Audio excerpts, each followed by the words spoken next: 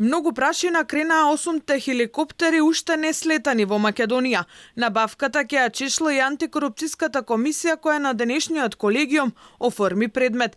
Од таму на прашањата на Алфа одговараат дека ќе проверуваат дали одбрана законски го склучила договорот. Државната комисија за спречување корупција на колегиумот одржан на 18.3.2024 година заклучи да оформи предмет по сопствена иницијатива во врска со информациите објавени во медиумите за јавната набавка на Министерството за одбрана за купување на 8 хеликоптери.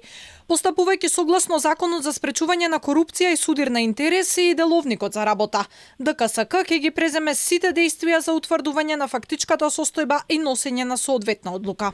Алфа за набавката од контроверзниот италијански производител пишуваше уште пред 2 месеци, но досега ниту една од истражните институции не покажа интерес да провери дали се било според закон, како што уверува министерката Петровска. И додека се чека епилог предметот на антикорупционерите, неретки се сомнежите и во квалитетот што го нуди контроверзниот производител, а спорен момент е и посредникот кој се јавува во набавката тешка 230 милиони евра. Ние како јавност не можеме да знаеме како прво која е техничката спецификација која ја побарала нашето Министерство за одбрана.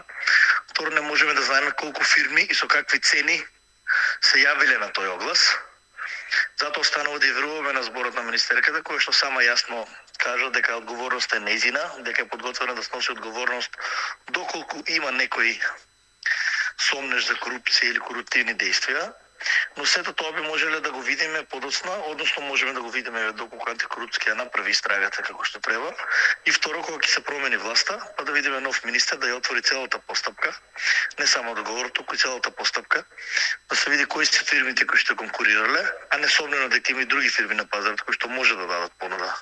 Пред неколку дена опозицијата обвини дека изборот на Леонардо е уште еден коруптивен скандал, бидејќи според сознанијата на пратеникот Александар Николовски, на конкурсот се пријавил и француско-германски огромен конзорциум, уште еден шведски и уште еден американски производител, но изборот паднал на Леонардо и тоа на само 100 дена пред избори.